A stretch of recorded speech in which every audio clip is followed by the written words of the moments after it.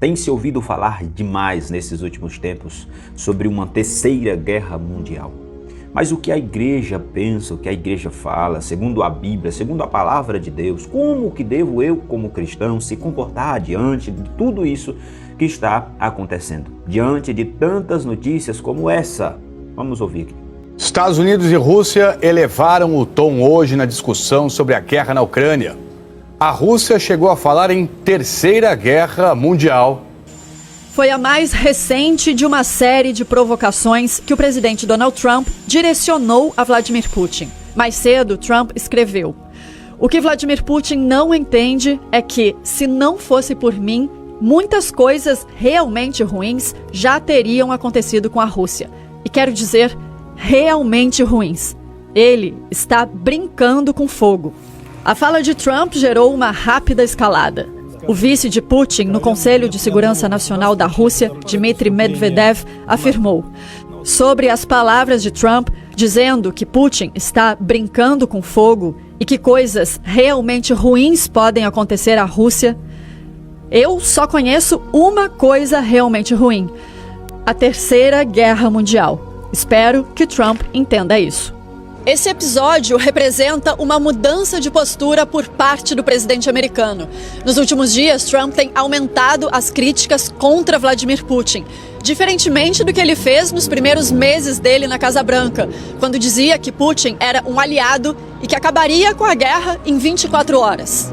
Na semana passada, Trump e Putin conversaram por telefone durante 2 horas. O presidente americano disse que russos e ucranianos iriam negociar um cessar-fogo. Mas, no domingo, a Rússia fez o bombardeio mais intenso com drones sobre a Ucrânia em mais de 3 anos de guerra. Depois, Donald Trump escreveu numa rede social que o presidente russo estava completamente louco.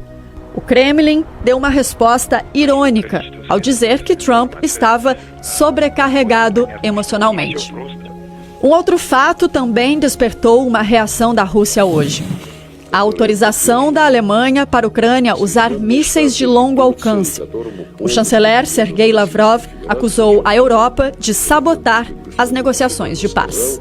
Bom, meus queridos, se vocês observarem, essas notícias aqui, como esta que acabou de passar aqui, está acontecendo, repercutindo, está se repetindo muitas e muitas vezes.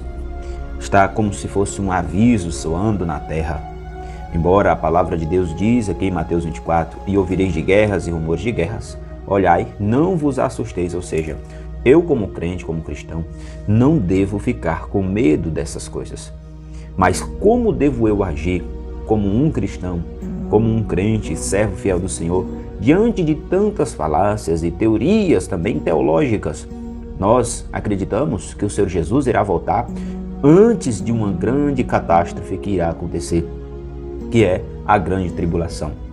E tem muitas teorias que dizem que o Senhor Jesus irá voltar depois da grande tribulação.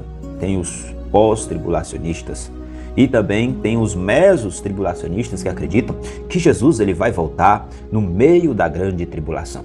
E meus amados e queridos irmãos, não compete a nós entrar em debates teológicos buscando provar quem está certo ou errado, porque isso é perca de tempo. Se nós somos servos fiéis do bom Jesus e queremos ser alcançados pela sua graça, pela sua misericórdia, pela sua bondade, cabe a mim, cabe a ti, cabe a nós que estejamos o quê? Preparados, porque diz a palavra do Senhor em Mateus 24, no versículo de número 13 e o 14, que diz: "Mas aquele que perseverar até o fim será salvo." Aquele que perseverar até o fim, sendo justo, sendo prudente, sendo fiel ao Senhor Jesus. E este evangelho do reino será pregado em todo o mundo, em testemunho a todas as gentes, e então virá o fim. Tudo indica, irmãos e amados queridos, que este é o único sinal que falta se cumprir para que Jesus venha voltar. Nós sabemos que este fim aqui está falando não apenas de uma grande destruição, mas está falando daquele que é o ômega, que é Jesus Cristo. Ele é o fim de todas as coisas, ele é o princípio e ele é o fim. Se você observar, existem países, ou seja, a OTAN, por exemplo, é uma união de muitos países e fazem aí suas simulação de um ataque à Rússia, como seria um ataque à Rússia. E a Rússia, para não ficar para trás, faz a mesma coisa.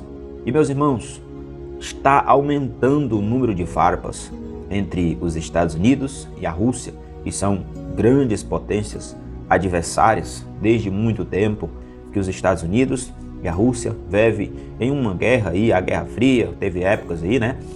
Em uma guerra de poder, às vezes não diretamente, às vezes apenas trocando farpas, falando e daqui para ali para lá. E nós sabemos que na situação que está indo, se esses países entrarem em guerra, será uma destruição terrível no planeta Terra. Muito dificilmente de escapar alguma pessoa aqui ainda nesta Terra, porque nós estamos vendo o quão terríveis são os poderes bélicos dessas nações. Então eu acredito piamente que quando chegar a guerra nuclear neste mundo, a Igreja do Senhor Jesus não estará mais aqui para presenciar este sofrimento tão terrível que acontecerá. Porém, nós sabemos que este momento está cada dia mais próximo.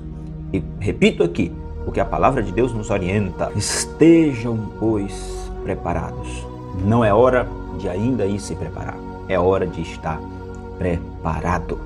Amém?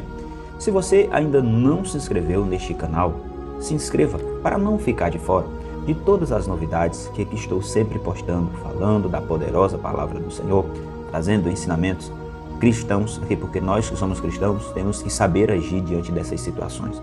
Temos que saber se comportar diante de todas essas coisas, diante de tudo que nós estamos vendo surgir neste mundo. E nós estamos sabendo que o cenário está formado e que a Igreja do Senhor tem que estar preparada, assim como as virgens prudentes, com reserva em suas lamparinas e prontos para subir para as mansões celestiais, porque está chegando a hora. Amém? Deus abençoe a sua vida e até o próximo vídeo.